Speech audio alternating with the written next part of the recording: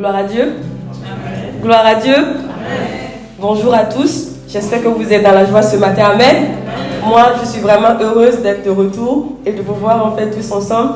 Et je rends grâce au Seigneur pour cette grâce-là. Amen. Et ce matin, j'espère également que vous êtes dans la joie de vous retrouver dans la maison du Seigneur. Amen. Amen. Et lorsqu'on vient dans la maison du Seigneur, nous venons pour le rencontrer. Nous venons vraiment pour le louer. Nous venons vraiment pour l'adorer. Et donc, je vais vous inviter à vous tenir debout pour que nous puissions louer le Seigneur ensemble. Amen. Amen.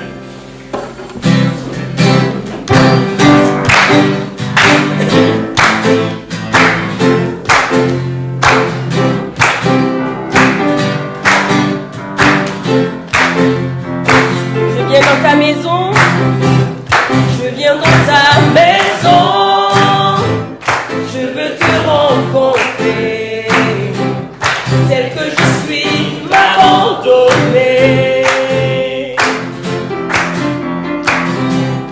Alors que nous chantons, ton esprit me remplit, mon âme est libérée. Chantons quand je viens dans ta maison. Dans ta maison, je veux te rencontrer, tel que je suis, m'abandonner. Alors que nous chantons, ton esprit me remplit, mon âme est libérée. Je te vois, je t'entends, je te vois.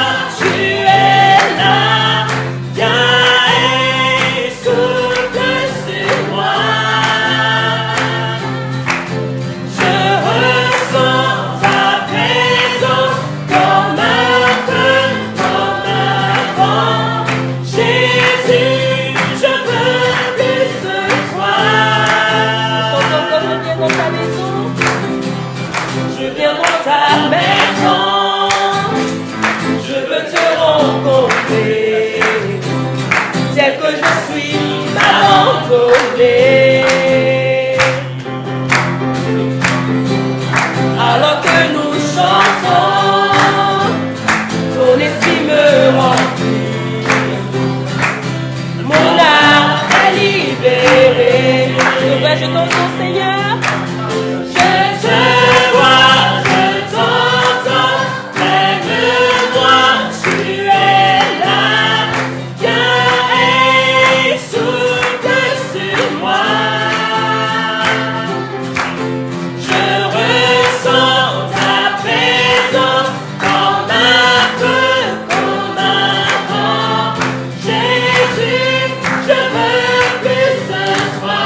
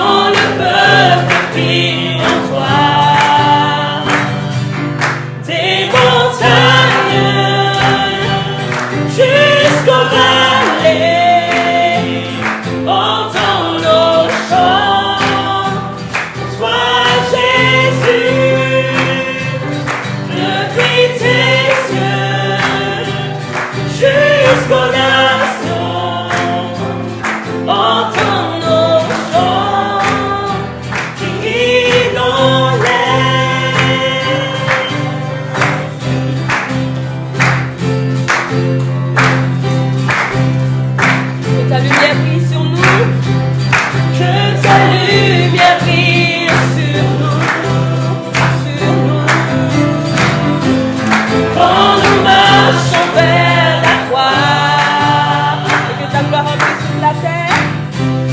Que ta gloire remplisse la terre. Comme les eaux couvrent les mers. Des montagnes jusqu'aux vallées. Entends nos chants. Toi Jésus, depuis tes cieux jusqu'aux nations, entends nos chants qui inondent l'air.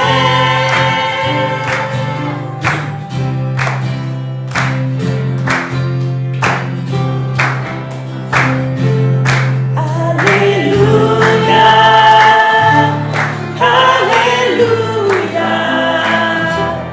Alléluia, Alléluia, Alléluia,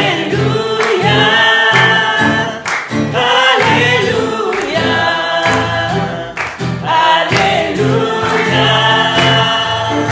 Alléluia, des montagnes jusqu'aux vallées, entends nos chants, toi Jésus, depuis tes cieux jusqu'aux nations, entends nos chants qui inondent l'air. Des montagnes jusqu'aux vallées, entends nos chants, toi Jésus, depuis tes cieux jusqu'aux nations, entends nos chants qui inondent l'air. Amen, on acclame le Seigneur.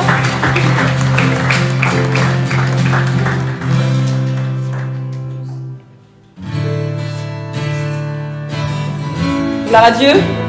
Est-ce que vous croyez que vous avez un Dieu qui est puissant et qu'il n'y a point d'autre Dieu dans les cieux comme sur la terre? Amen. Et ce matin, nous avons un Père qui est puissant, nous avons un Père qui est amour et nous voulons vraiment le louer et nous voulons chanter son nom ce matin. Amen. Dans les cieux et sur la terre, il n'est aucun nom plus doux, aucun que mon cœur peut faire. Au nom de Christ mort pour nous, quel bon nom, quel bon nom, quel bon nom, quel bon nom. Porte loin de l'éternel, quel bon nom, quel bon nom.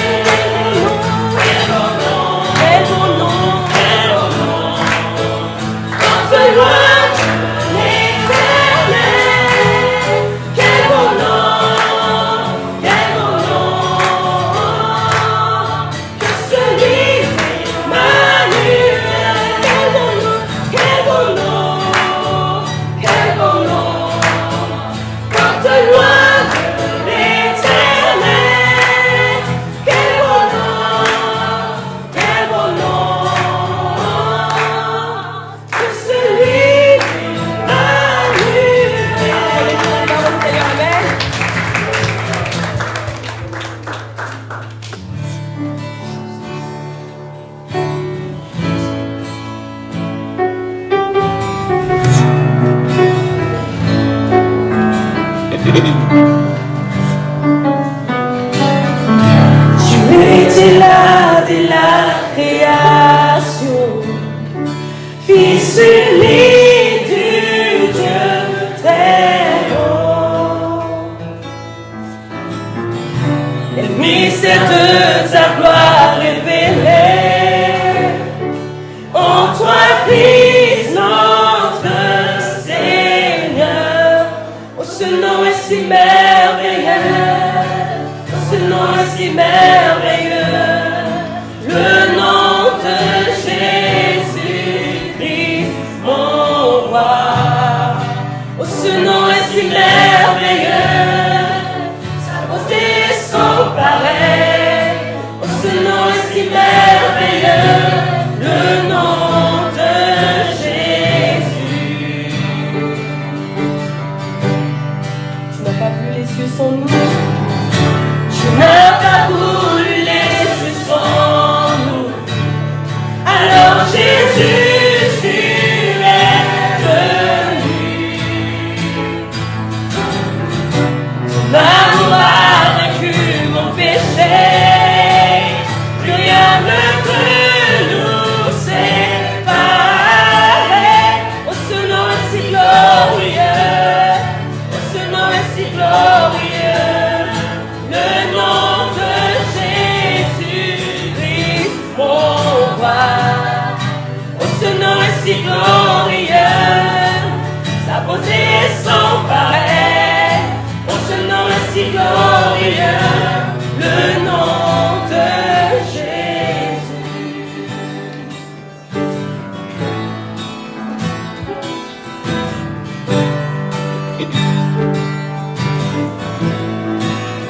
La terre a tremblé, le voile s'est déchiré, ses armes ont la mort et le péché.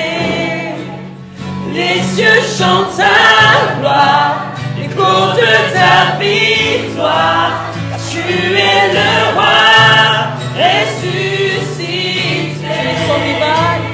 Tu es sans rival, tu es sans égal, Dieu tu triomphes à tout jamais.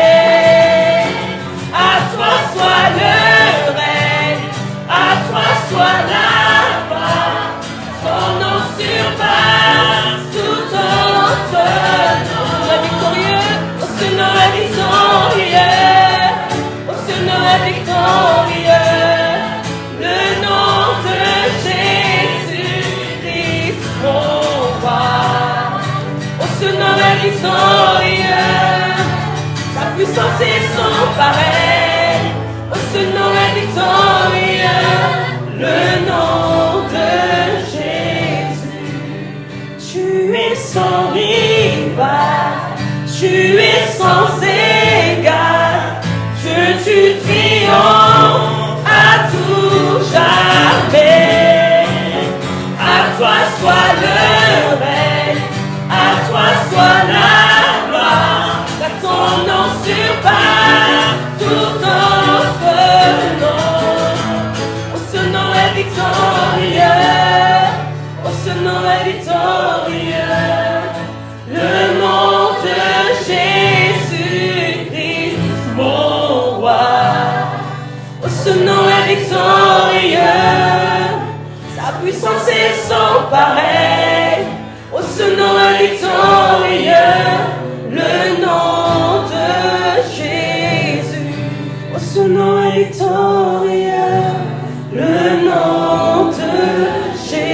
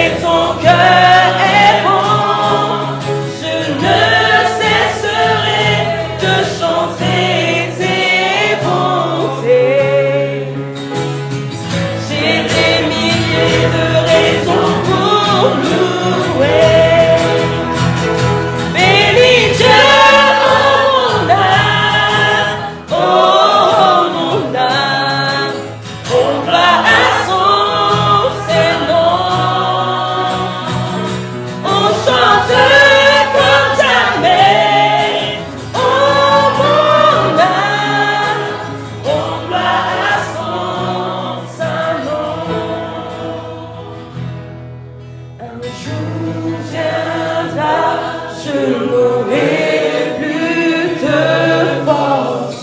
Mon heure venue, la fin sonnera. Pourtant mon âme chantera tes louanges. Pendant des milliers d'années, oui, sans fin. Bénis Dieu.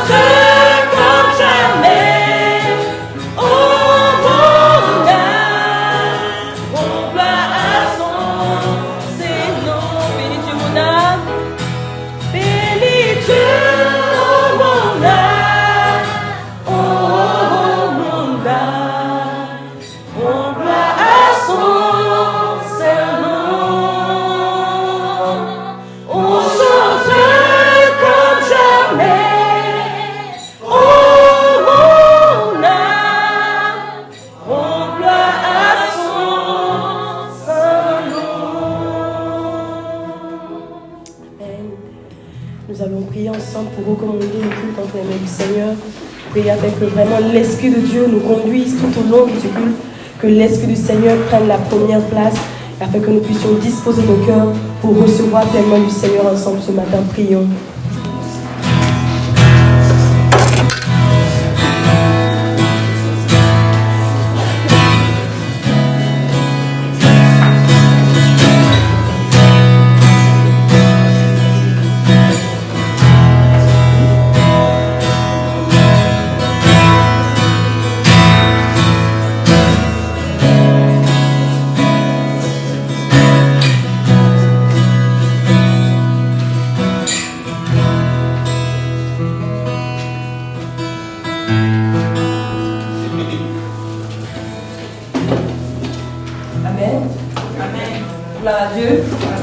Gloire à Dieu. Amen. Bienvenue dans la maison du Seigneur. Amen. Dans la maison du Seigneur, on doit se sentir joyeux. Amen. Voilà, et on doit bouger un peu parce que nous sommes dans la maison du Seigneur. Amen.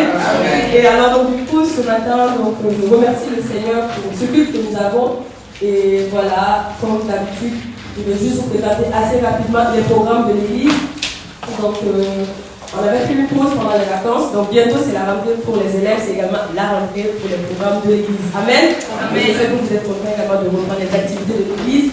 Donc du coup, on va reprendre les réunions prises à partir du lundi 4 septembre. Voilà, et du coup, que ce soit la réunion faite, que ce soit la réunion des hommes, on reprend tout le lundi 4 et ça sera toujours sur Zoom. Amen. Et également, on continue toujours avec les réunions de prière les vendredis soirs ici à l'église à partir de 19h30. Amen. Donc 19h30, le Seigneur nous appelle dans sa maison pour que nous puissions le rencontrer. Et j'espère que nous allons pouvoir vraiment participer à ces réunions de prière, même lorsque nous sommes fatigués dans la maison du Seigneur. Je pense que tout le monde connaît ce slogan. Nos forces sont renouvelées et nous sommes restaurés. Amen. Donc venez, même quand vous êtes fatigués. Et également le samedi, donc le premier samedi donc, du mois de septembre, le 3 septembre, donc nous allons commencer les différentes réunions également. Il va y avoir la première réunion des forfaits et des phares ici à l'église à 10h. Amen. Donc je pense que ceux qui sont les forfaits se connaissent, les phares se connaissent. Donc on se donne rendez-vous le samedi 3 septembre à 10h ici à l'église, c'est en présentiel. Voilà. Et aussi, donc nous avons du coup les cultes aussi du dimanche, comme aujourd'hui, à 10h. Et également nous allons reprendre aussi les prières d'intercession. On avait fait une pause, voilà. Mais je pense que vous avez continué à prier parce que la Bible dit prier sans cesse. Même si on ne se retrouve pas avec l'équipe d'intercession, je pense que individuellement nous prions et nous intercédons pour l'église, pour la vie de l'église. Mais voilà, donc nous allons également reprendre la prière d'intercession. Et c'est les samedis soirs à 20h. Et Joséphine vous enverra toujours le lien. C'est sur Zoom. Donc j'espère également vous voir nombreux cette fois-ci. C'est la rentrée. Amen. Amen. Et donc du coup, nous allons également avoir donc, des activités pour le mois de septembre. J'espère que vous êtes vraiment prêts pour la rentrée. Parce que les filles vous préparent une très belle soirée et ça sera le vendredi 23 septembre ici à l'église. Donc je pense que c'est toujours à la même heure, 19h30. C'est pas. Ah, c'est le 3. C'est le 30? Bon, c'est le 29 septembre, excusez-moi, ici à l'église. Ah, pardon, le 29. Ouais, je vois pas bien. Donc du coup, c'est le vendredi 29 septembre ici à l'église, à partir de 19h30. Ça sera vraiment le feu, donc venez nombreux et ça sera super intéressant. Nous allons louer le Seigneur, nous allons danser à la gloire du Seigneur, nous allons faire des théâtres, des sketchs. Voilà, je ne suis pas bonne actrice, mais quand même, je vais tenter le coup cette fois-ci. Donc si vous voulez me voir jouer, venez et vous allez faire le vrai jeu des acteurs. Et aussi, nous allons avoir le culte spécial, donc le dimanche 24 septembre, parce que nous allons avoir donc la visite du pasteur Johnson et de sa femme Michel aussi. Voilà, donc ils seront parmi nous, je pense, pendant 2 jours. Et justement, ça sera ce dimanche-là que nous allons avoir également le repas de l'église comme aujourd'hui. Au lieu du mois d'octobre, nous allons donc faire ça le 24 septembre, comme d'habitude. N'oubliez pas de me faire le retour par rapport au plat que vous allez ramener. Je suis là. Si vous ne faites pas de retour, peut-être que je vais passer derrière, il faut demander, voilà. Mais c'est toujours volontaire. C'est selon ce que le Seigneur nous met dans le cœur. Donc vraiment, préparons cette visite aussi dans la prière afin de vraiment les servir, de prendre soin d'eux. Parce que c'est ce que le Seigneur demande à ses disciples. Et ce matin, je pense que nous sommes tous disciples du Seigneur. Amen. Amen. Donc voilà, préparons-nous pour les recevoir.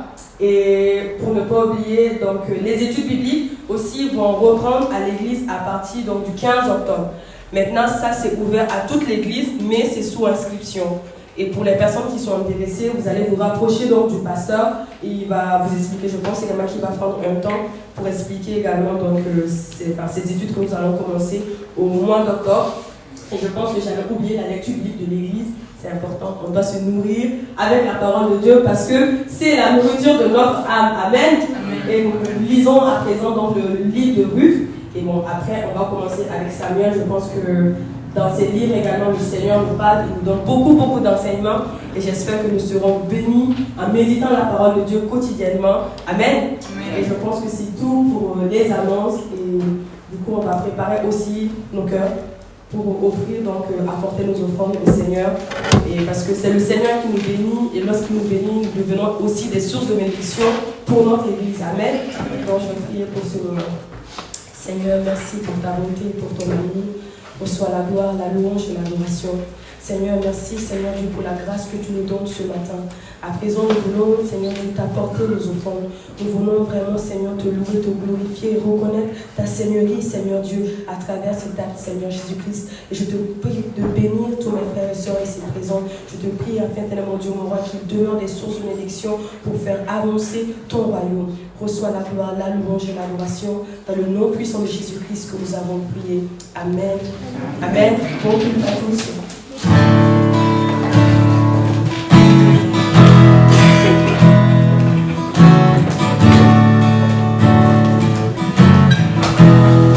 Notre Père éternel, notre Père éternel, toi qui as tout créé, Dieu tout-puissant, c'est par ton Saint-Esprit que Jésus fut conçu, Christ notre Sauveur. Oui, je crois en Dieu notre Père, oui, je crois en Christ son Fils, oui, je crois en ton Saint-Esprit, ô Trinité divine, oui, je crois à la résurrection, que nous vivons à jamais, car oui, je crois dans le nom de Jésus. Notre juge et défenseur, notre juge et défense, Jésus souffrit à la croix, le pardon est en toi. Descendu jusqu'au ténèbres, tu es ressuscité, à jamais élevé. Oui, je crois en Dieu notre Père, oui, je crois en Christ son Fils, oui, je crois en ton Saint-Esprit, ô Trinité divine, oui, je crois à la résurrection, que nous vivons à jamais, car oui, je crois dans le nom de Jésus. Oui, je crois. Oui, je crois en lui. Oui, je crois qu'il est vivant. Oui, je crois que Jésus est Seigneur.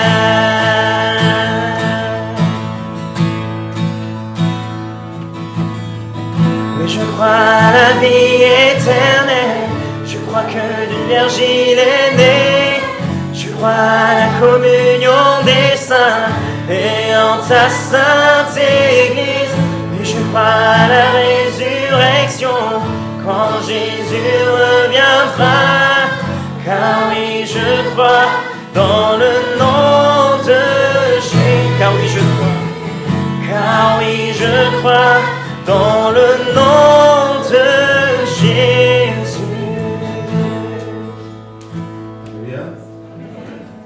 Merci pour ce moment, Dieu. Merci pour votre présence ici. Merci aussi pour la louange et le cœur de notre Père. Nous reçois ces offranses pour que tu puisses vraiment les utiliser pour ton royaume. Et Seigneur, pour continuer à sauver tes enfants et faire le disciple, Seigneur, dans ta maison. Merci pour toutes choses. J'ai prié au nom de Christ. Amen. Amen. J'espère que vous allez bien. Bienvenue dans la maison du Seigneur.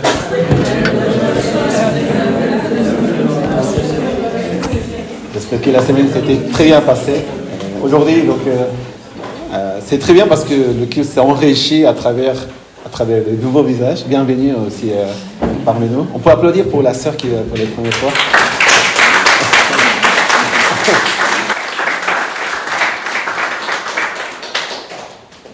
Toutes ces relations que nous avons dans la vie, il n'y a pas hasard. Je pense que le Seigneur a toujours nous a mis en lien avec des frères et sœurs pour nous encourager. Vraiment aussi. Non, c'est moi qui vous remercie, c'est nous qui nous remercions parce que vous êtes parmi nous et avoir une sœur et avoir une famille, avoir un frère, un serviteur de Dieu qu'on connaît maintenant. Et nous allons prier pour vous, pour votre église aussi, pour tous les ministères de Pasteur Shindo. Et c'est nous qui nous remercions. Voilà. Et j'espère que nous puissions vraiment être bénis du Seigneur ensemble dans notre relation, toutes ces choses. Et donc aujourd'hui, après le repas, après le culte, il y a le repas de l'église. Donc si vous pouvez rester avec nous pour manger, pour discuter, et ça serait très bien. Et il y a une annonce aussi par rapport au culte de dimanche. Donc le culte de dimanche, c'est ce qu'on appelle un culte des enfants. Donc des enfants. Et à partir du mois de septembre aussi. Et aujourd'hui, c'est le dernier culte du mois d'août. Mais comme l'église aussi, nous n'avons pas encore la capacité. J'espère que bientôt nous aurons toutes les personnes capables d'être responsables de culte des enfants tous les dimanches. Et pour le moment, et j'espère qu'il y aura un changement bientôt, il y aura des cultes des enfants tous les premiers et troisièmes dimanches. Mais pour autant, les enfants, ils peuvent rester avec nous ici. Donc les autres dimanches, le 12e et 4e dimanche, rester avec nous ici au culte. Et nous allons manger aussi le dernier culte de tous les mois. Donc le premier et troisième dimanche du mois, on aura un temps pour les enfants, que pour les enfants. Mais le 12e, 4e, les enfants, ils seront avec nous ici. Et je pense que c'est au moins une fois par mois d'avoir le temps ensemble ici, toute la famille au culte. Et d'être ensemble, c'est une bonne chose. En plus, nos enfants, ils sont vraiment sages. Ils restent seuls. Et Malice aussi, elle est là. Et les calmes, les sages. Et voilà, donc c'est une annonce pour les parents, pour se rappeler que voilà, même si vous venez avec les enfants, il n'y a aucun souci. Même s'ils parlent, c'est comme ça, c'est la maison. Donc dans la maison, les enfants parlent, les enfants courent. Et ça ne dérange personne. Donc ce serait bien que nous puissions vivre de cette façon le culte de dimanche aussi, les enfants et avec les uns les autres. Amen. Si vous avez toujours des propositions pour l'Église, si vous avez à cœur aussi de servir l'Église dans différentes choses, comme Erika l'a fait, je voudrais montrer mon talent au Dieu, ce que le Seigneur m'a donné. On voudrait avoir aussi le temps de culte dimanche aussi, et aussi les vendredis. ici à l'église, ça c'est vraiment quelque chose que nous donnons au Seigneur au cœur. Donc il faut le manifester, il faut le faire, il faut nous faire savoir simplement, et on va pouvoir louer Dieu avec un chant, avec d'autres choses, avec un poème, avec une danse, tout ce que voilà, c'est nous met à cœur, et vraiment de glorifier ça au Seigneur. Et voilà, ça c'est pour les annonces. Et nous allons donc partager la parole de Dieu ensemble aujourd'hui. Et avant de partager la parole de Dieu, j'aimerais qu'on puisse aussi lire et revoir les valeurs de l'Église qu'on a déjà exposées plusieurs fois, mais quand même faire un rappel, parce que puisque c'est une année aussi que nous marchons avec... on a commencé à être une nouvelle Église depuis l'année dernière, donc on a partagé la mission la semaine dernière de la mission de l'Église, d'aider les personnes à rencontrer le Christ, à vivre la communauté biblique, l'Église, avec les frères et sœurs, et continuer à faire grandir le royaume de Dieu. Ça, c'est la mission que le Seigneur nous donne à travers Marc chapitre 16 et Matthieu chapitre 28. Voilà, ça c'est la mission. C'est la mission de l'Église, la mission des chrétiens, c'est honorer Dieu. Honorer Dieu en faisant quoi? En aidant toutes les personnes à rencontrer le Christ, en vivant la communauté biblique et en étendant le royaume de Dieu. Ça s'appuie par rapport à la parole de Dieu, Marc 16, 15. Aujourd'hui, donc les valeurs que nous avons mis à l'Église ce sont des valeurs qui expliquent toutes nos actions. Si nous faisons un événement, si nous faisons un programme, si nous faisons des rencontres à l'Église, tout ce que nous allons faire ici à l'Église, ce sera par rapport à ces 5 valeurs que nous avons mis à l'Église. D'abord, c'est la Seigneurie.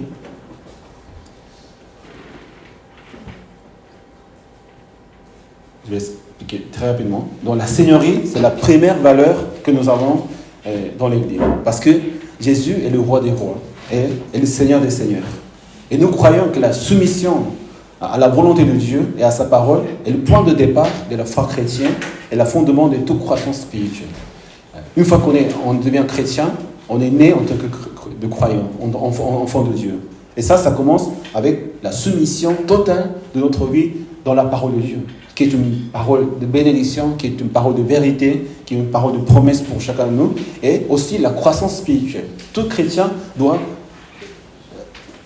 être né à nouveau dans le Saint-Esprit, et tout chrétien doit grandir dans la foi, comme nous d'ailleurs, les hommes et les femmes, en tant qu'êtres humains.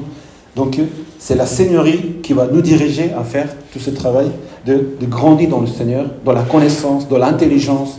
C'est pas simplement de croire dans les émotions, dans les sentiments, parce que ça peut faire des choses comme ça, genre la musique ou les miracles, toutes ces choses nous font sentir la présence de Dieu, mais il faut connaître le Seigneur par la connaissance. Et ça, c'est la parole de Dieu, la parole du Seigneur qui va faire les choses. Donc la Seigneurie, c'est quoi finalement? C'est le culte. Le culte, ici nous sommes là pour honorer notre Dieu, pour chanter notre Seigneur, de confesser qu'il est roi des rois, notre Seigneur des seigneurs. Donc le culte, les réunions de prière font partie vraiment de cette seigneurie, de cette valeur. C'est le Seigneur qui est la tête de l'Église, qui est notre valeur principale et la valeur primordiale. Ce n'est pas la première valeur, c'est la valeur des valeurs. Deuxième, c'est l'évangélisation, la valeur. Donc, parce que le cœur de Dieu est atteindre les perdus, ceux qui ne connaissent pas le Seigneur. Nous sommes passionnés par la prédication de l'Évangile et des ministères d'une manière qui engage les personnes en dehors de la foi chrétienne. Notre but, c'est d'annoncer l'Évangile aux gens qui ne croient pas. À travers l'Église, à travers nos actions, les évangélisations, les rencontres, les soirées fêtes, toutes ces choses font partie, le culte même fait partie de l'évangélisation. Toute personne qui a le cœur de connaître le Seigneur sont bienvenues ici à l'Église. Donc notre but, et je pense que d'ailleurs le valeur de toutes les églises, c'est de faire l'Église, c'est de faire grandir le royaume de Dieu à travers l'Église, à travers les évangélisations. Et non pas à travers des gens qui sont déjà croyants et qui viennent chez nous. C'est pour cela que parfois on fréquente pas, parfois on fréquente d'autres chrétiens. On peut avoir des relations avec d'autres chrétiens. Mais c'est pas idéal de faire venir d'autres chrétiens dans notre église. Le but, c'est pas de faire venir des chrétiens qui sont dans notre église à chez nous. C'est pas de faire grandir notre église. Amen. Chacun a son église, chacun a son église locale. Mais chaque église locale doit aller vers les gens qui ne connaissent pas le Seigneur. Et non pas faire venir des chrétiens d'ailleurs, venir à mon église, parce que c'est vrai, notre église, elle est la meilleure, parce que c'est ton église. Mais le but, c'est pas de faire venir d'autres chrétiens à ton église. C'est que chacun des chrétiens doit avoir son lieu de culte, son église, et faire venir d'autres chrétiens, d'autres gens qui ne connaissent pas le Seigneur. Amen. L'église par l'évangélisation. Troisième valeur, c'est le discipulat. Parce que nous sommes appelés à faire le disciple. En Matthieu chapitre 28, 19, faites des disciples de toutes les nations, enseignant à mettre en pratique tout ce que je vous ai prescrit. Notre objectif principal, c'est d'établir des fondations bibliques et d'équiper les croyants pour servir et donner aux disciples les moyens de faire des disciples. Le but, finalement, c'est de faire des disciples qui font d'autres disciples. C'est ce que le Seigneur nous a enseigné à faire. Et non pas d'organiser des réunions ou de faciliter les programmes de l'Église, construire des bâtiments. Ça, ce n'est pas le but de l'Église. Ça, ce n'est pas notre valeur. Notre valeur, ce n'est pas de devenir nombreux. Ça, ce n'est pas notre valeur. Notre valeur, c'est de devenir des disciples du Seigneur. Notre valeur, notre but, ce n'est pas d'acheter un bâtiment. Ce n'est pas de faire des actions extraordinaires. Notre but, notre valeur, ce qu'on considère valeureux, c'est combien de disciples nous sommes, qui sont les disciples du Seigneur et comment nous faisons les disciples du Seigneur. Quatrième valeur, c'est le leadership. On peut nommer aussi responsabilité ou responsable, parce que c'est un mot qui vient d'anglais. Parce que nous sommes appelés à établir des églises et des ministères sur notre ville, notre pays. Aussi, une des valeurs que nous avons, c'est aussi d'établir l'église dans les campus universitaires auprès des jeunes. Nous nous engageons à une culture de leadership responsabilisant. Donc, une culture de devenir des responsables. Aujourd'hui, j'aimerais prêcher sur ça, le fait de devenir le peuple de Dieu, le disciple du Seigneur, mais aussi des leaders. Pourquoi c'est important d'être dans la conscience qu'on doit devenir des leaders et combien le leadership est important pour la vie chrétienne. Et nous créons des opportunités pour développer les prochaines générations de leaders. C'est-à-dire, ce n'est pas simplement aujourd'hui qui compte, ce n'est pas simplement le leader qui je suis, mais des leaders qui vont suivre après notre leader. D'autres générations jusqu'au retour du Seigneur. Cinquième, c'est la famille, parce que la famille est un fondement et une validation du ministère aussi. Nous refusons de sacrifier nos familles, nos enfants sur l'autel de succès temporel. Ça, c'est un peu difficile à comprendre. Ça veut dire que quand on croit au Seigneur et quand on devient disciple, souvent, on met de côté notre famille.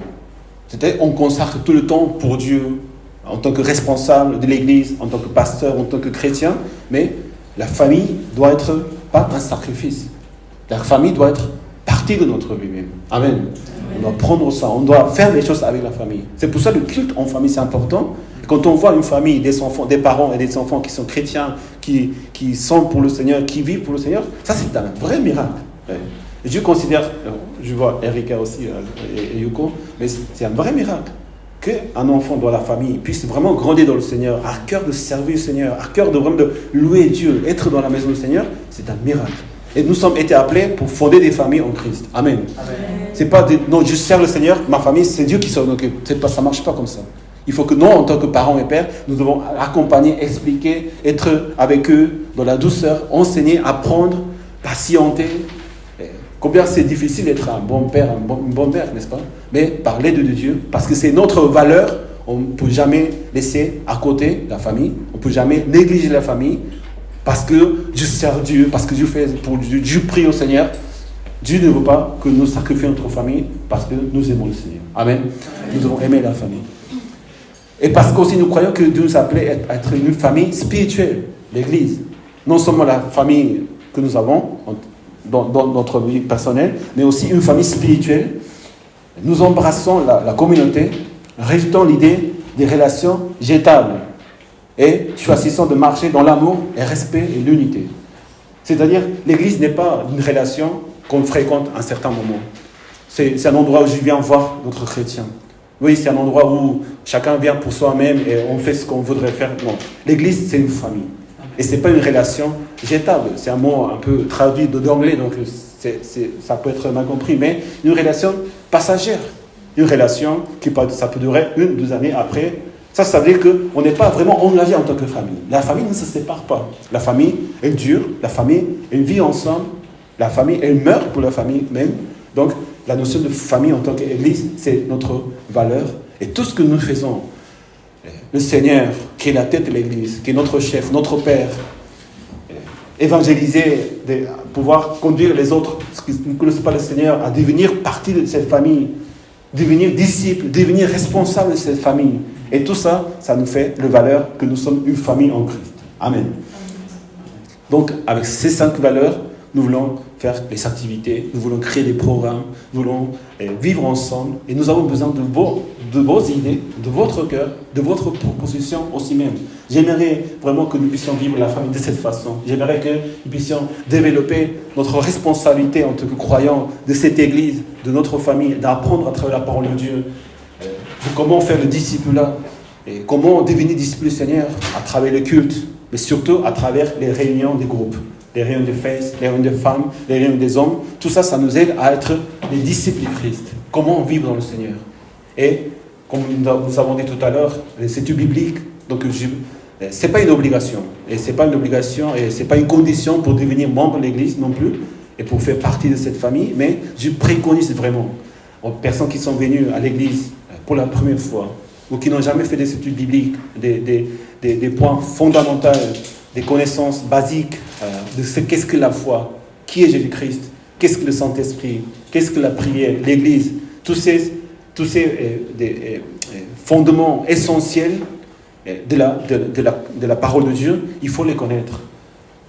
Et pour devenir disciple, pour devenir chrétien, normalement, on doit passer par ces études bibliques. Et ça nous prépare au baptême. C'est vrai que ce n'est pas la seule condition pour être baptisé, parce qu'il faut avoir rencontré le Christ.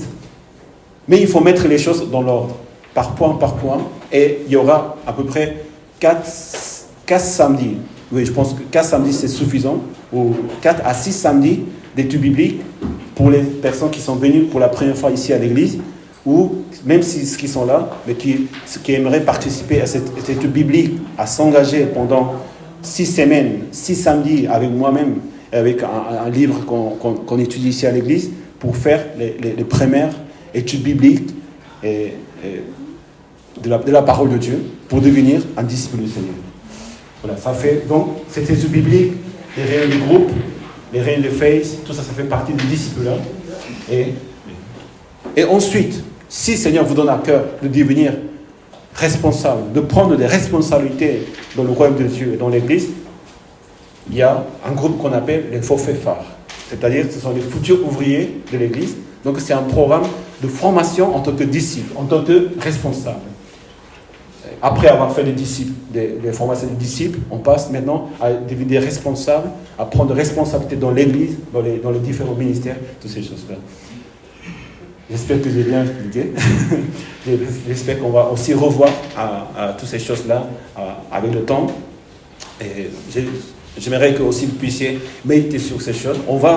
Je vais mettre les valeurs sur le site internet pour que vous puissiez lire, méditer avec les versets bibliques qui vont avec. Tout ce qu'on fait, c'est par rapport à la volonté de Dieu, donc à la parole de Dieu. Ce n'est pas une stratégie, ce n'est pas une manière de faire comme dans les sociétés. Ça peut sembler assez comme ça, parce que ça nécessite une organisation. Dans n'importe quel milieu où il y a une communauté, il faut de l'organisation, il faut le programme.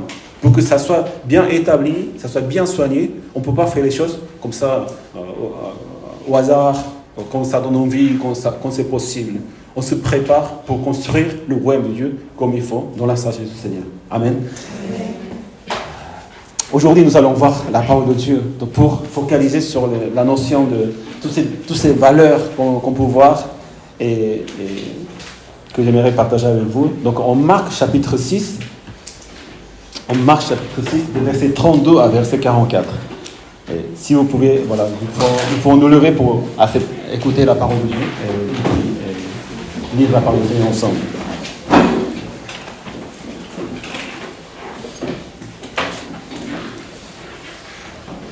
Marc chapitre 6, verset 32. Ils partirent donc dans une barque pour aller à l'écart dans un endroit désert. Beaucoup de gens, ils le virent et s'en allaient et le reconnurent, et de toutes les villes, on accourut à pied et on les dévança à l'endroit où ils se rendaient.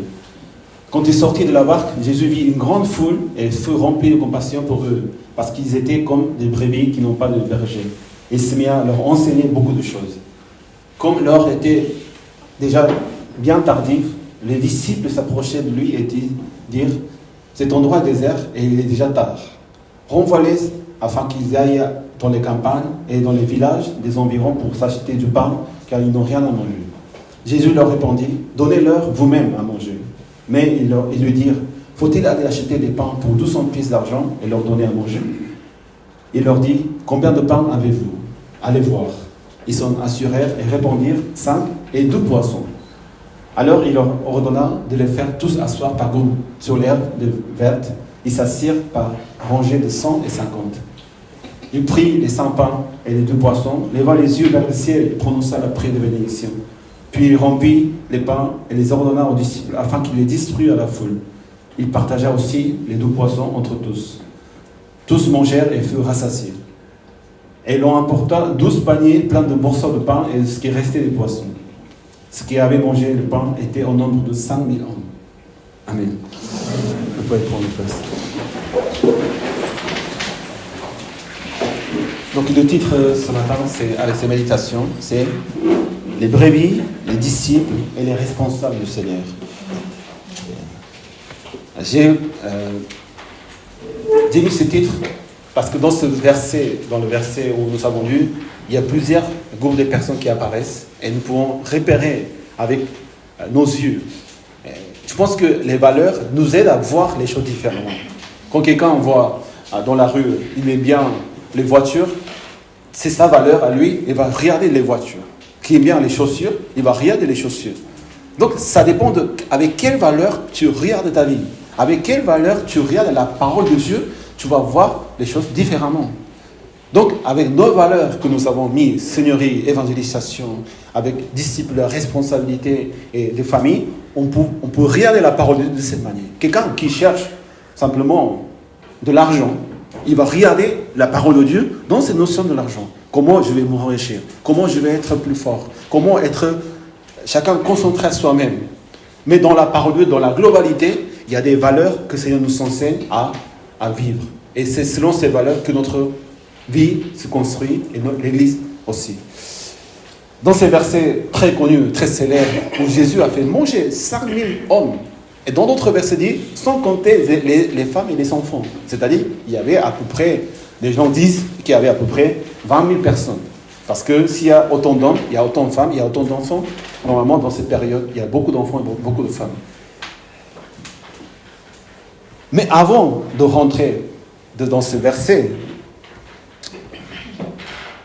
dans cette histoire, ils partirent dans une barque pour aller à l'écart, à un endroit désert. Jésus avait entendu une nouvelle, c'est-à-dire une nouvelle triste. Ça, on peut s'appuyer aussi sur le texte de Marc chapitre 14, Matthieu chapitre 14, où Jean-Baptiste, son cousin, celui qui a été oint, qui était le prophète, qui avait annoncé la venue du Christ, il a été tué par Hérode. Injustement. Cruellement. Et les disciples de Jean-Baptiste ont annoncé cela à Jésus-Christ. Et en apprenant cette nouvelle, Jésus voulait s'écarter. Pourquoi? Parce qu'il n'était pas bien. Il avait le cœur triste. Quand Lazare il était mort, Jésus pleurait. Il n'y a pas beaucoup de moments où notre Seigneur Jésus il a pleuré.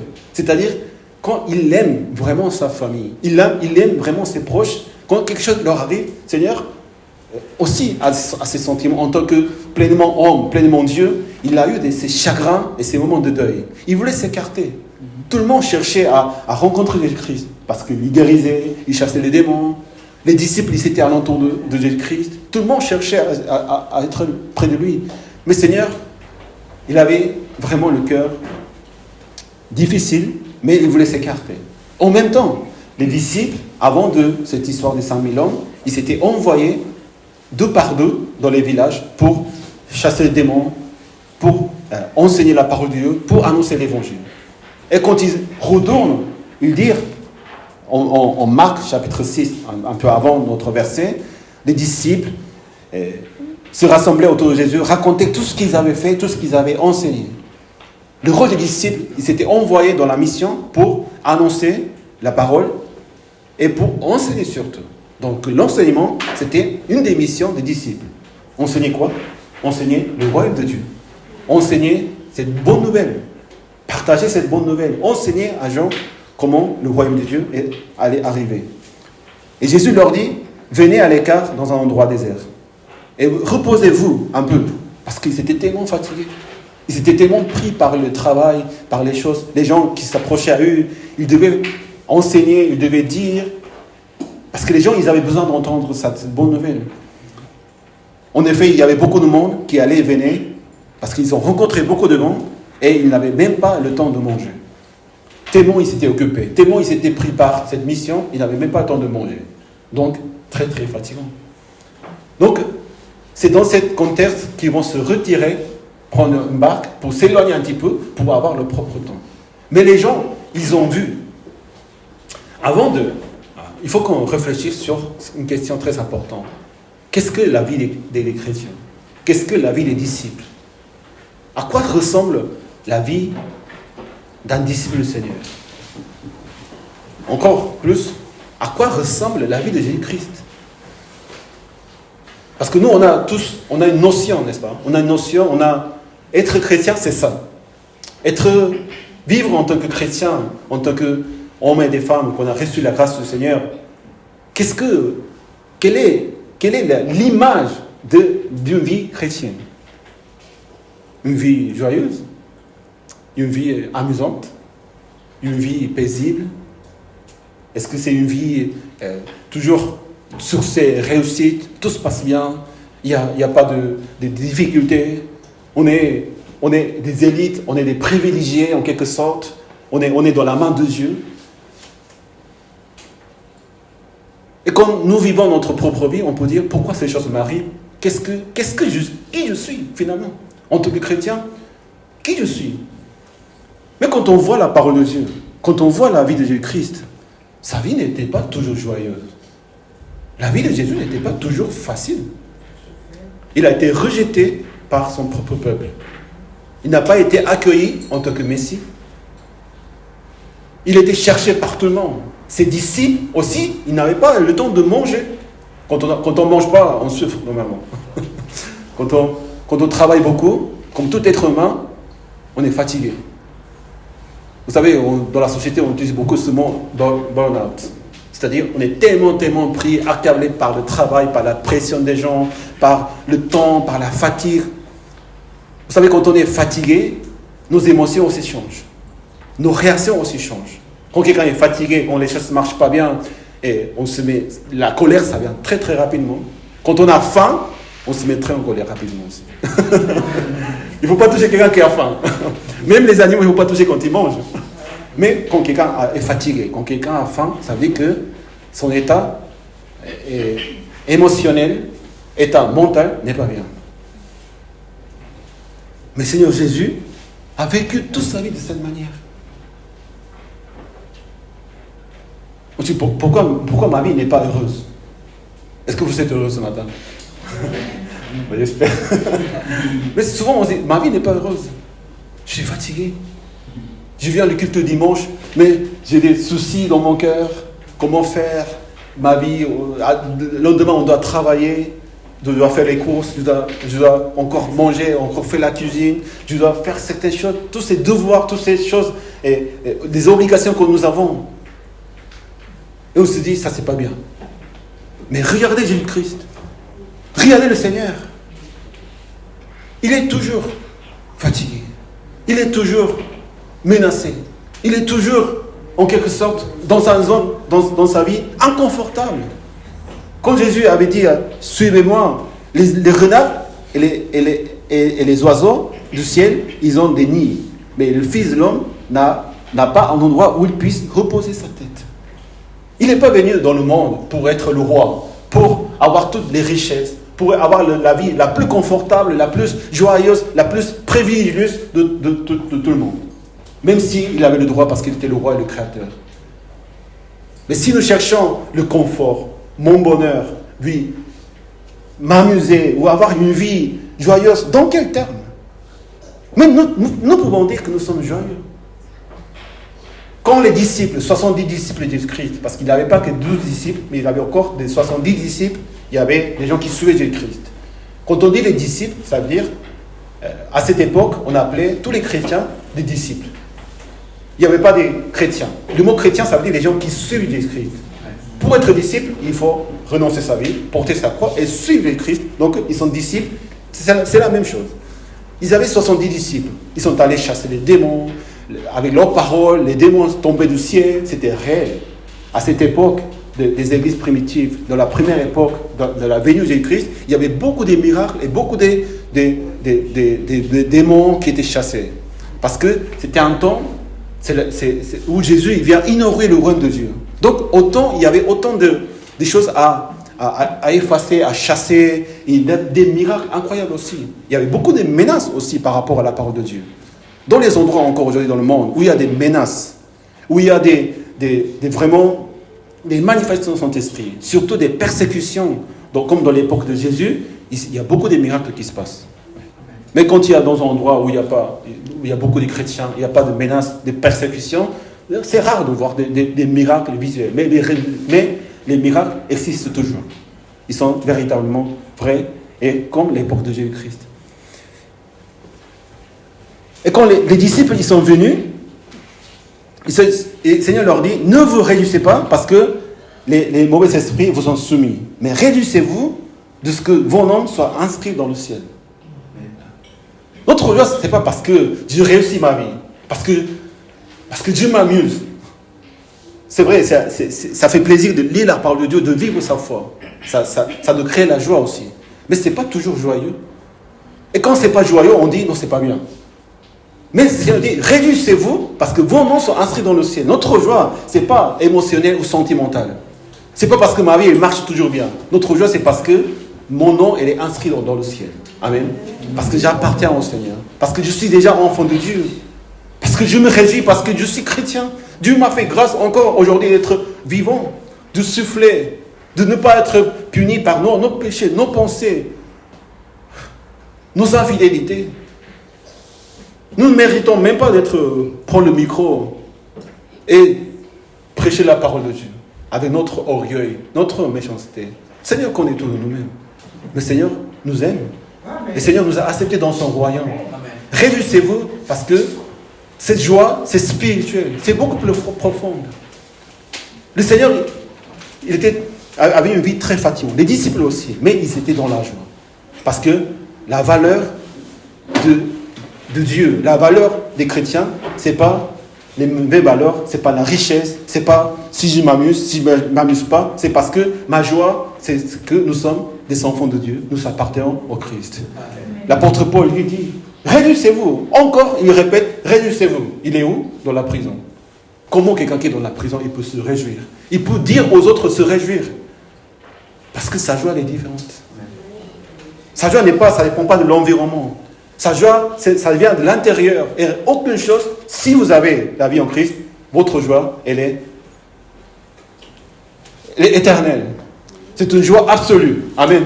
Ça, c'est la joie absolue des chrétiens. Toujours, nous gardons la joie de louer le Seigneur, d'être là dans la présence du Seigneur, parce que nous voulons louer Dieu. Réjouissez-vous. Amen. Réjouissez-vous de l'amour de Christ. Peu importe les situations, peu importe les circonstances, nous sommes là. Le Seigneur nous a sauvés, nous a pardonnés, nous a acceptés en tant que ses enfants.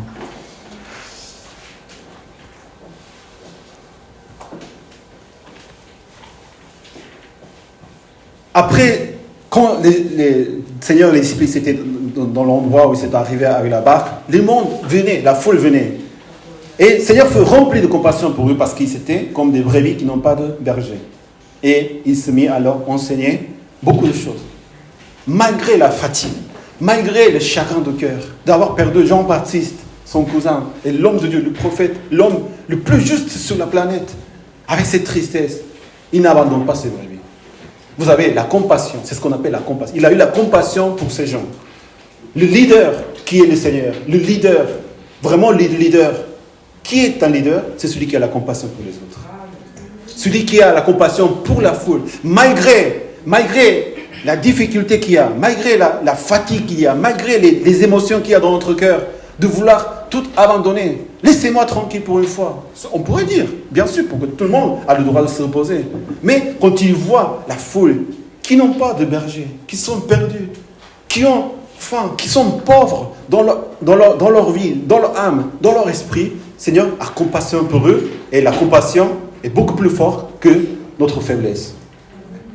Si tu as la compassion pour les autres, tu te lèves, tu continues, tu vas vers les gens. On ne laisse pas abandonner, parce que la compassion, c'est une force pour un leader, comme c'était pour notre Seigneur.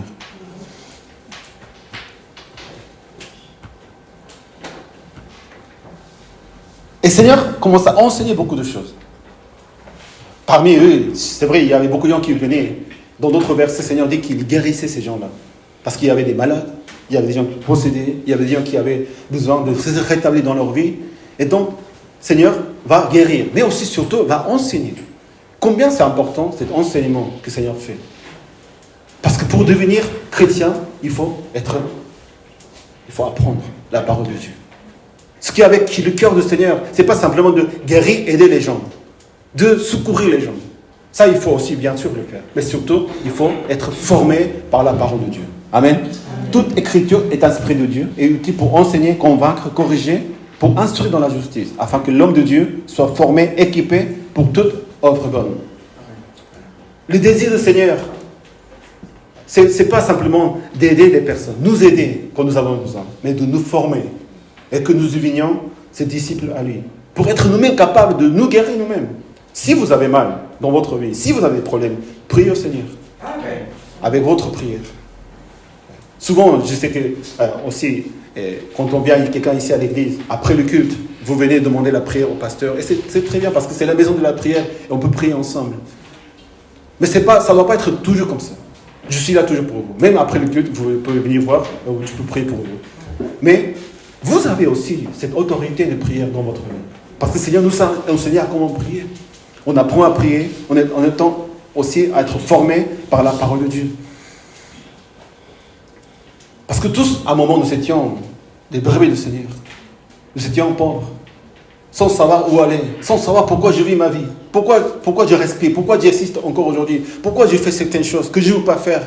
On comprend parce qu'il y a le péché qui nous empêche d'aller vers le Seigneur, qui nous empêche à être comme nous voulons être vraiment. Mais avec la grâce de Dieu, en demandant au Seigneur, Seigneur nous a libérés. Maintenant, nous marchons dans la gloire de Dieu. Mais nous étions tous à un moment dans cet état de pauvreté spirituelle, pauvreté en tant que vie. Mais Seigneur nous enseigne à sortir de ces choses. Entre parenthèses, l'Église a aussi besoin d'aider les pauvres. Littéralement, on va dire. On va mettre un projet dans l'Église pour aider ceux qui ont besoin de nous. Je ne sais pas parce qu'en France, il y a des hôpitaux, il y a des actions sociales, il y a beaucoup d'associations qui font beaucoup de choses pour les pauvres, vraiment pauvres. Des gens qui sont malades, qui ont besoin d'accompagnement. Qu'est-ce qu'on peut faire en tant qu'une église? Je ne sais pas encore précisément ce qu'on peut faire. À notre taille, à notre service, il faut des personnes, il faut de l'argent, il faut des biens, il faut des bâtiments pour accueillir les gens, les réfugiés par exemple. Tous ces gens que nous voyons dans la société, quand on dit ils sont dans un état entre guillemets pauvre. C'est-à-dire qu'ils ont besoin de quelque chose. On peut récolter des offrandes spéciales pour donner à une association ici dans notre ville de Lille, en France, ailleurs, ou partout dans le monde, si c'est possible.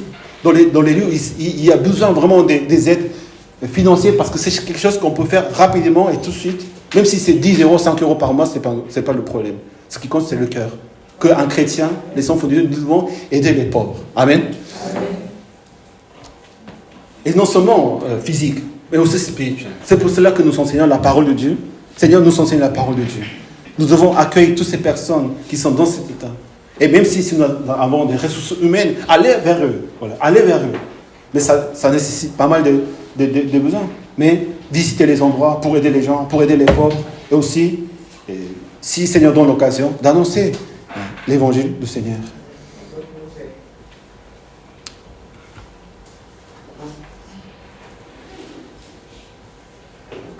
les disciples, maintenant, il y a cette foule. Vous savez que le Seigneur est venu sur la terre pour être avec les pécheurs et avec les collecteurs d'impôts, avec les pécheurs et les pauvres et les malades. Il n'est pas venu pour partager un repas avec le roi ou pour ses frères. Le Seigneur est venu pour les pauvres. C'est-à-dire que nous devons exister pour les pauvres. Amen. De toutes sortes de pauvres. Pauvreté spirituelle, physique, pauvreté sociale, relationnelle, dans tous ces domaines où il y a besoin d'être fortifié, enrichi. Nous existons pour cette brebis du Seigneur. Dans la maison du Seigneur aussi, nous faisons tout pour les brebis du Seigneur. Pourquoi nous formons des disciples? Pourquoi nous faisons des responsables? Pour servir des brebis. Les brebis, ce sont le but de toutes ces choses. Ce sont les personnes à qui nous devons faire attention toujours. Mais si nous ne sommes pas formés par la parole de Dieu, si nous ne sommes pas formés en tant que responsables, nous allons oublier un moment.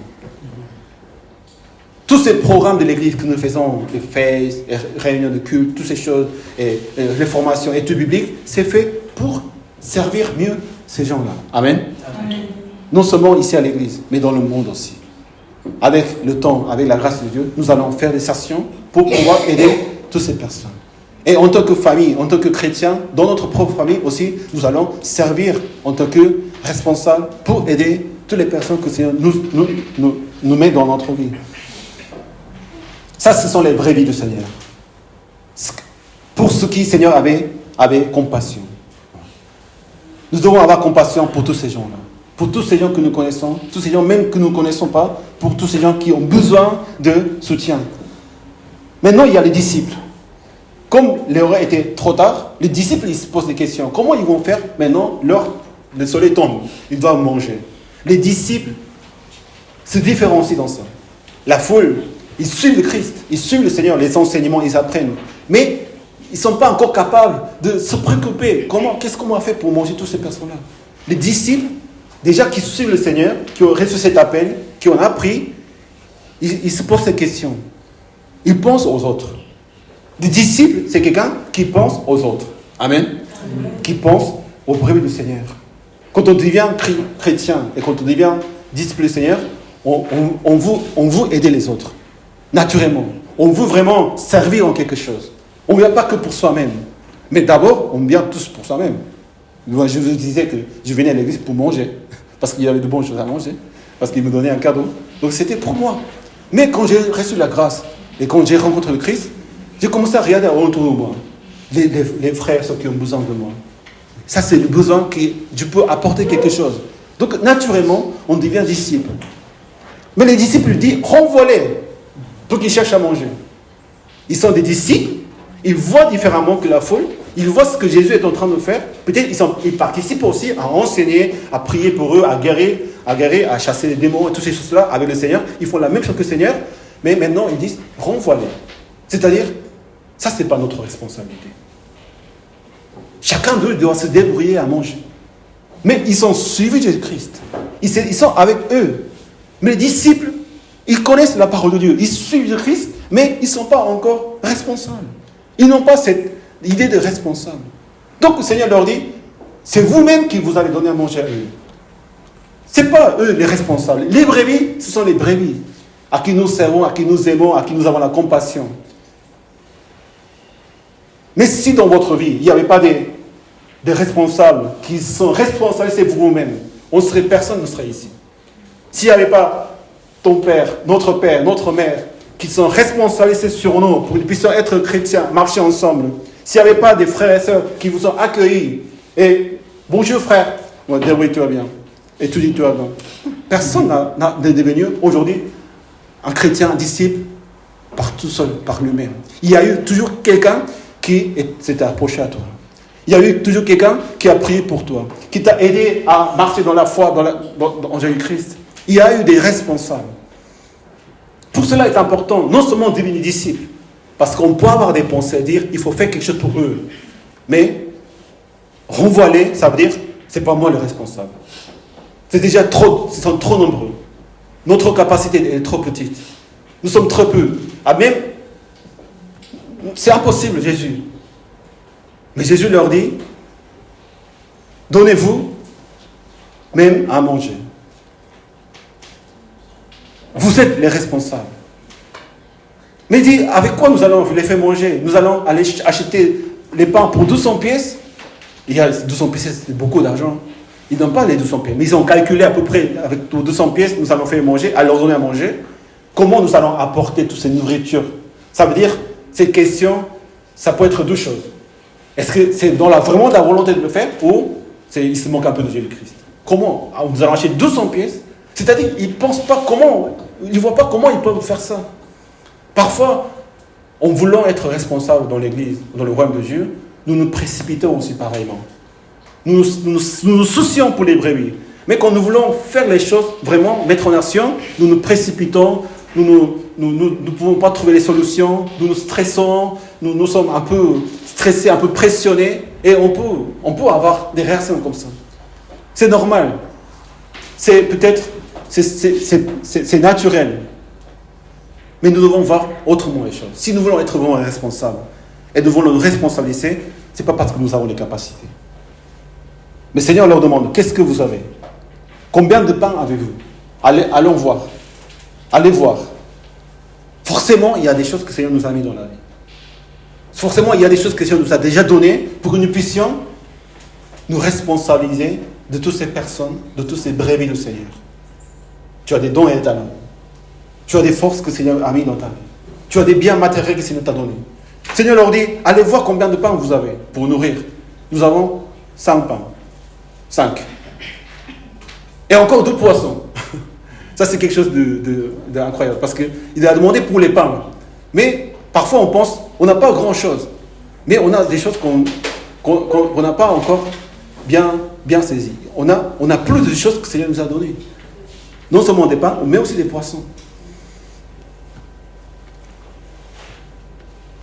Donc, il faut regarder ça. Il faut chercher dans nos vies, dans notre vie. Qu'est-ce que le Seigneur m'a donné pour que je puisse utiliser pour servir le Seigneur. Et aussi même, c'est la foi que le Seigneur nous a donnée aux disciples. Avec les yeux de la foi, tu dois regarder qu'est-ce que le Seigneur t'a donné. Ce n'est pas le calcul. Combien? 200 pièces pour 20 000 personnes. Ce n'est pas ça. Mais avec ce que le Seigneur nous a donné, en notre possession, et encore voir, il nous a donné pas que ça, pas que des pains, mais aussi des poissons. Il faut les apporter de la foi au Seigneur. Le Seigneur voit vraiment que nous avons le potentiel. Nous avons le potentiel de comment être responsable.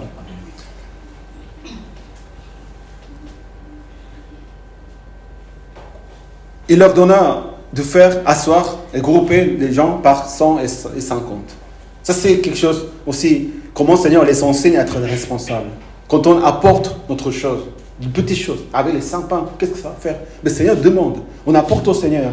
Maintenant, on apporte notre cœur, notre foi même. Mais ce n'est pas simplement parce qu'on apporte quelque chose au Seigneur que nous sommes des responsables. Il faut apprendre à organiser.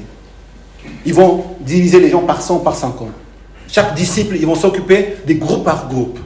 Je ne sais pas si on peut dire ça, mais dans l'Église, aussi nous devons nous organiser des groupes par groupe, avec des responsables. Les responsables des groupes sont importants, parce qu'ils savent, ils connaissent. On ne peut pas faire la relation avec tout le monde. Il faut qu'il y ait des groupes, des personnes, un responsable qui leur donne à manger, qui leur donne, enseigne à apprendre la parole de Dieu, qui leur donne à faire des disciples du Seigneur ensemble.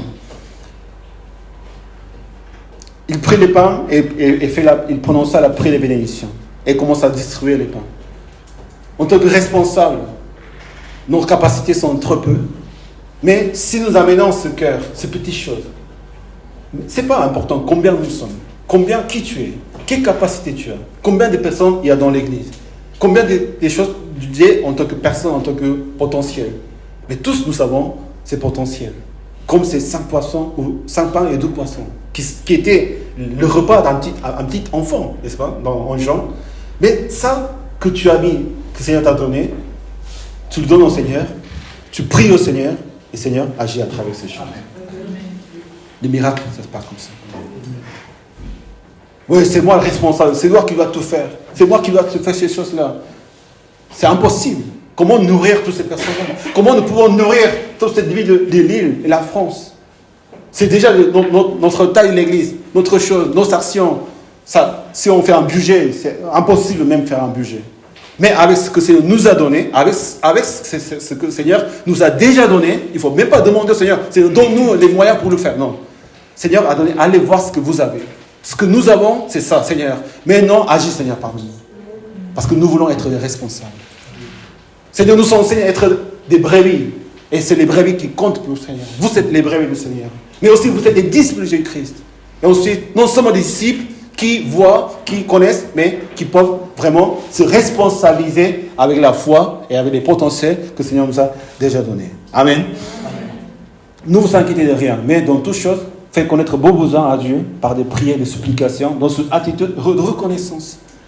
Nous devons remercier ce Seigneur pour tous ces dons et talents dans l'église, tous les frères et sœurs, les 5 poissons, les 5 pains et 12 poissons, les petites choses que j'ai. Mais quand j'offre au Seigneur cela, le Seigneur fait des grandes choses pour nourrir des personnes incroyables. Et là où le Seigneur voudrait que nous fassions ce ministère. En Matthieu chapitre 11, verset 28, c'est le verset que nous avons mis sur la façade de l'église aussi. Il dit, venez à moi, vous tous qui êtes fatigués et courbés sous un fardeau. Ça c'est quand on est dans un état loin du Seigneur. Quand on ne connaît pas le Seigneur, tout le monde a des fardeaux dans sa vie. Tout le monde est courbé, fatigué de tous ces fardeaux mentaux, physiques, psychiques, surtout spirituels. On est des pauvres. Mais le Seigneur dit, venez à moi, comme la foule s'approche à eux.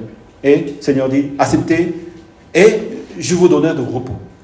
C'est-à-dire, quand on est loin du Seigneur, on est tous fatigués. Mais la foule, ils viennent vers le Seigneur et ils trouvent le repos. Ils sont guéris. Amen. Ils sont guéris des maladies. Ils sont guéris des problèmes, des blessures, des passés, des relations compliquées, des choses que le monde nous font de mal parfois, des injustices. Mais le Seigneur nous guérit parce que le Seigneur prend soin de nous. Quand on vient à l'église, priez pour, si vous avez besoin de quelle que soit la chose que vous avez besoin, priez au Seigneur. Amen. Amen. Et je prie pour vous aussi. Vous allez trouver de repos dans votre vie. On devient des brebis du Seigneur. Les bergers prennent soin de ces brebis. Accepter mes exigences, ce n'est pas la seule chose que le Seigneur nous demande de faire. D'abord, on vient au Seigneur trouver le repos. Le repos en tant que brebis du Seigneur. Acceptez mes exigences et laissez-vous instruire par moi. Car je suis doux, humble de cœur, et vous trouverez le repos de vos âmes. Ce n'est pas le repos physique. Ce n'est pas le repos physique ou matériel. Mais c'est le repos spirituel. Mais pour avoir ce repos spirituel, c'est quoi? Il faut avoir accepté les exigences. Et laisser nous instruire par la parole de Dieu. C'est pour ça que nous avons besoin d'être formés par la parole de Dieu. De connaître la parole de Dieu, de creuser la parole de Dieu, de mettre dans notre cœur, de vivre, manger la parole de Dieu, de connaître mieux la parole de chaque jour. Et pour cette première étape, nous mettons à l'église ces études bibliques pour vous accompagner. Mais après ça, vous devez marcher tout seul. Vous êtes les disciples. Les disciples n'ont pas besoin d'être enseignés. Mais non, ils enseignent avec le Seigneur. Amen. Parce qu'ils connaissent la parole de Dieu. Vous devez connaître la parole de Dieu pour enseigner à d'autres. Et quand vous enseignez, vous le savez plus que tous. Les enseignants, c'est les personnes qui connaissent mieux les matières, pas les élèves. Donc vous devez savoir, on est capable d'enseigner. C'est pour ça que nous devons accepter les exigences et être instruits. Ça, c'est d'être disciple du Seigneur. En effet, mes exigences sont bonnes et mon fardeau est léger. Maintenant, nous portons une autre sorte de fardeau dans notre vie. Dans notre parole, c'est le jour pour les vaches travaillent dans le champ. Le jour, c'est mettre aux têtes des vaches pour conduire les directions de tout ça. Ça, c'est la direction de notre connaissance, notre intelligence, notre vie, notre pensée. Elle doit être changée par la parole de Dieu. Et nous portons ces nouvelles règles, nouvelles exigences de la vie. Dieu vit pour ça. Mais ces choses, ces buts maintenant qui existent aujourd'hui, pour nous, elles sont bonnes exigences. Ça nous fait du bien. On est cette valeur. Ces choses pour lesquelles nous marchons, nous vivons, nous nous formons et nous nous efforçons. Ce n'est pas simplement l'ordre que ça me réjouisse, ça me fait du bien, mais c'est pour les valeurs éternelles, pour sauver des âmes, pour faire des disciples et être responsable sur ça. Le fardeau est léger. Nous portons le fardeau en tant que responsable, mais elle est légère. Pourquoi? Parce que c'est le Seigneur qui porte pour toi. Que le Seigneur nous bénisse à travers, en étant des brebis, en étant des disciples, des responsables, des leaders comme le Seigneur. C'est ce que le Seigneur désire. Que le Seigneur nous bénisse. Prions ensemble.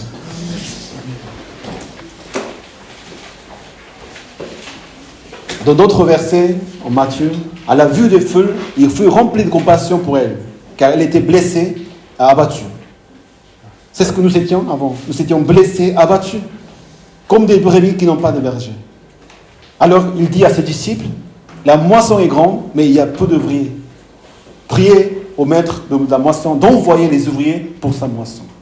C'est-à-dire pour aider ces personnes, pour être pour ces brebis. Le Seigneur a besoin d'ouvriers. Qui sont ces ouvriers? Ce sont les disciples responsables qui vont aller aider les autres. Quand on grandit dans la foi, les brebis qui nous étions, incapables de mener notre propre vie, nos émotions, nos sentiments. Ce n'est pas simplement nous, nos familles, nos enfants, nos entourages. Mais à travers la parole de Dieu, en devenant disciple, tu commences à comprendre comment tu dois agir à travers les choses qui se passent dans la vie. Le milieu de travail, les gens que nous côtoyons, la famille, nos proches, toutes ces choses que fait partie de l'essentiel de la vie humaine. En tant que disciple, c'est de nous apprendre à comment gérer toutes ces choses-là. Mais si nous ne sommes pas responsables, si nous devenons jusqu'à être responsables, il sera toujours faible. Les disciples ne savent pas comment gérer les choses.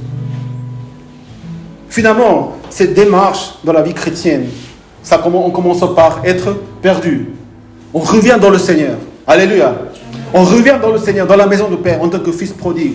Tu deviens enfant. Tu deviens brebis de berger. Qui suit le Christ.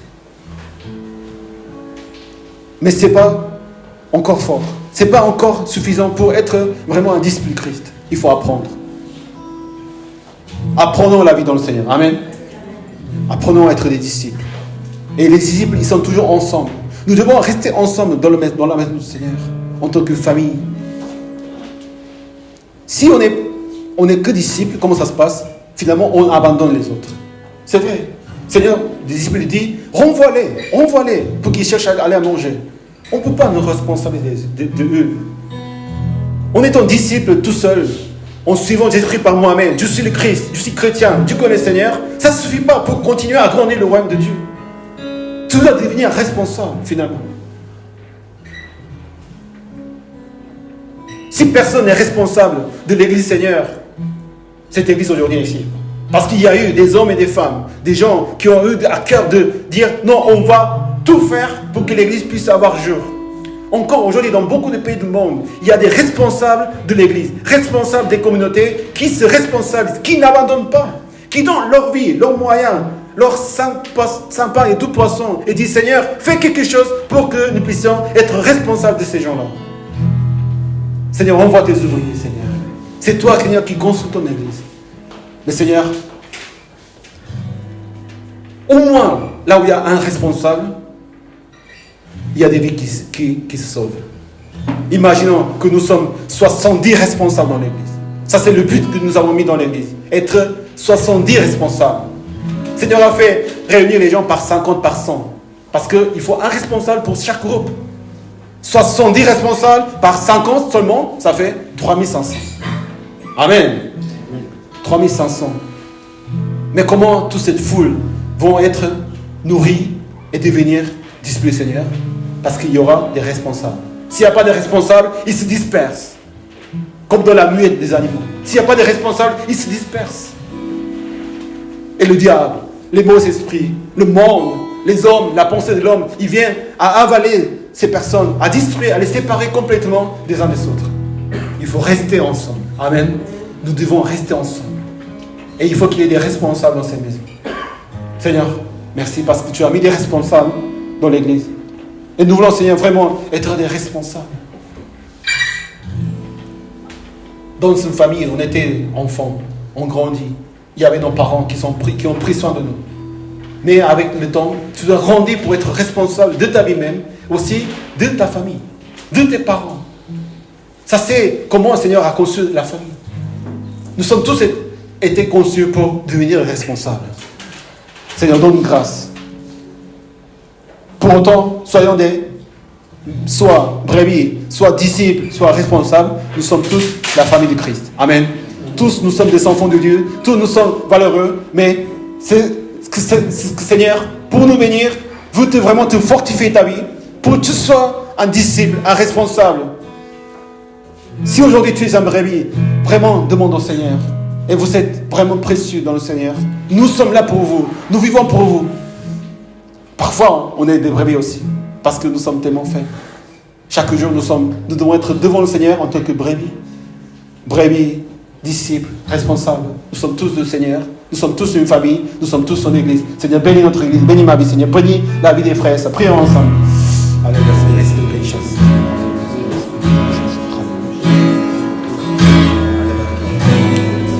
Bénis, Seigneur, partenaire. Bénis, Seigneur, partenaire.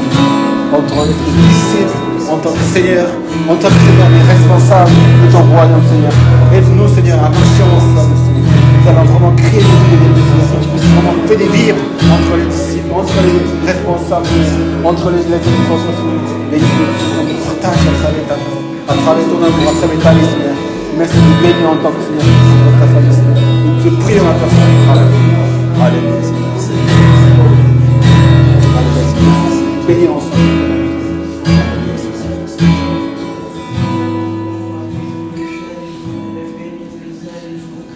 C'est vrai, je me souviens que je suis en France. Je ne voulais pas venir en France ou partir de chez moi avec mon père et ma mère parce que j'étais toujours protégé par mes parents, ma soeur. Mais je ne voulais pas aller à l'étranger. Pourquoi? Parce que j'avais peur de faire le passeport. Alors c'était même pas moi qui allais faire. Mais je dois faire le passeport. En arrivant en Corée, en France, vous avez toutes les choses administratives, le titre de séjour, les papiers, les attestations de revenus, les scolarités, aller à l'école, de s'inscrire. C'est-à-dire, je suis arrivé en France et je ne savais pas où aller. Je suis arrivé à Charles de Gaulle. Et quelqu'un m'a dit, prends le TGV. Tu arrives à Gare de Lyon et suis les gens. Ils vont tous aller vers la sortie. J'ai suivi. J'étais perdu. À travers les années dans le Seigneur, j'avais peur de faire quelque chose par moi-même. Mais maintenant, j'ai pas peur. J'ai fait pendant 15 ans de titre de séjour. Aujourd'hui, j'ai la nationalité française. Ça a pris de temps. Mais on apprend à faire ces choses-là. Si on ne devient pas responsable, finalement, c'est pas bien pour nous. On sera toujours handicapé pour quelque chose. Encore en plus, tu ne peux pas aider les autres. Alors que nous sommes faits pour aider les autres. Ceux qui ont besoin de nous. Seigneur, merci pour cette vie. Merci, Seigneur, pour être responsable de notre vie même. Et de nous faire comme toi, Seigneur. Continue à nous faire grandir en tant que responsables. Ce matin, ceux qui ont à cœur de devenir responsables de l'Église du Seigneur, vous pouvez vous lever, nous allons prier ensemble. Seigneur, rachète ma vie. Seigneur, merci de nous continuer à faire ma vie, Seigneur, être responsable de ton royaume. Prions ensemble. Alléluia, Seigneur, merci. Alléluia, Alléluia, merci, bénis notre avoir la compassion pour nous. Notre force est la compassion. Notre force est la compassion pour toi, Seigneur. Alléluia. Mais notre cœur, c'est la compassion pour le monde, Seigneur. Alléluia. Nous bénissons ensemble. Alléluia. Alléluia. Alléluia. Alléluia.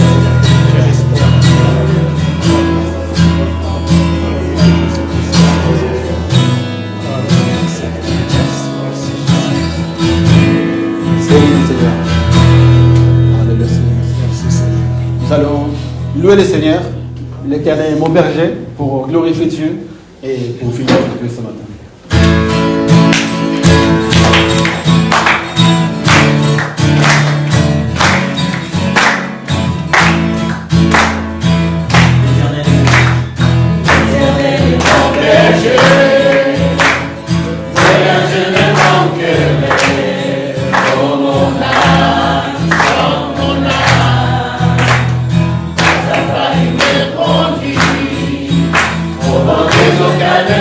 Je suis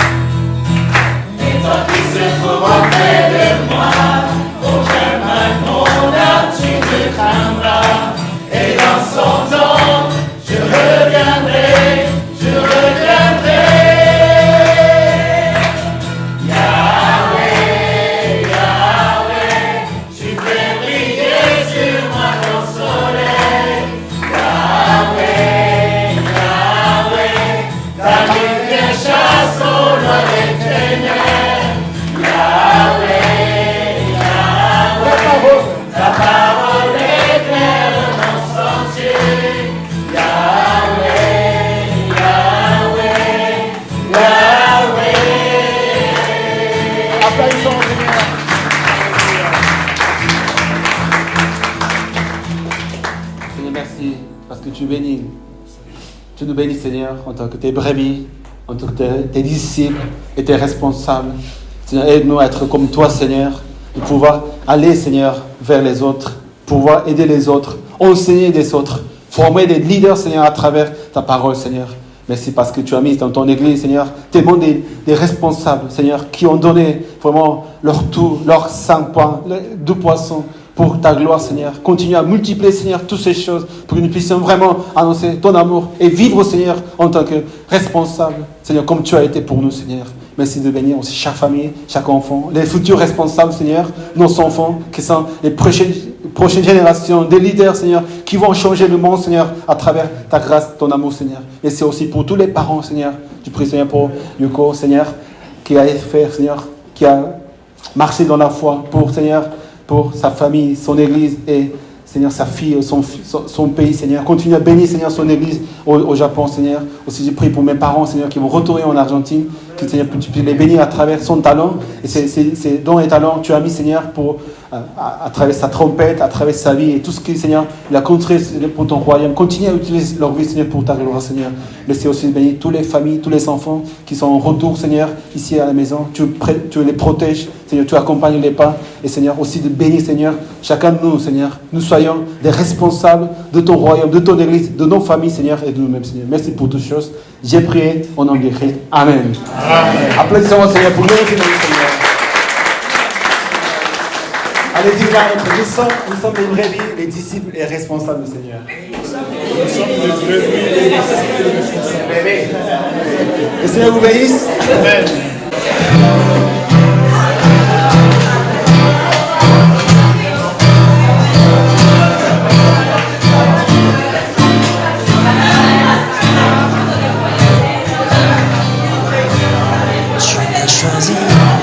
Je t'ai reçu, tu m'as aimé, je t'ai aimé, tu m'as donné, j'ai accepté ta vie.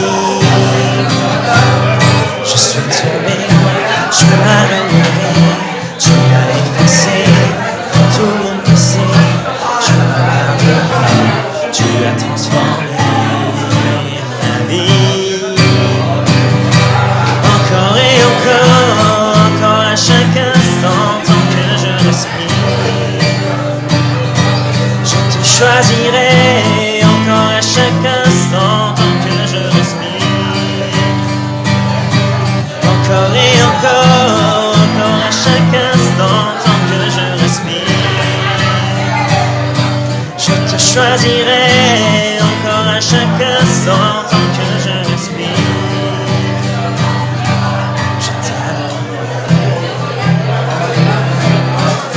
Choisi, je t'ai reçu, tu m'as aimé, je t'ai aimé, tu m'as donné, j'ai accepté ta vie. Je suis tombé, tu m'as relevé, tu as effacé tout mon passé, tu m'as pardonné, tu l'as transformé ma vie. Encore et encore à chaque instant, tant que je respire, je te choisirai. Encore à chaque instant, tant que je respire, encore et encore à chaque instant, tant que je respire, je te choisirai. Encore à chaque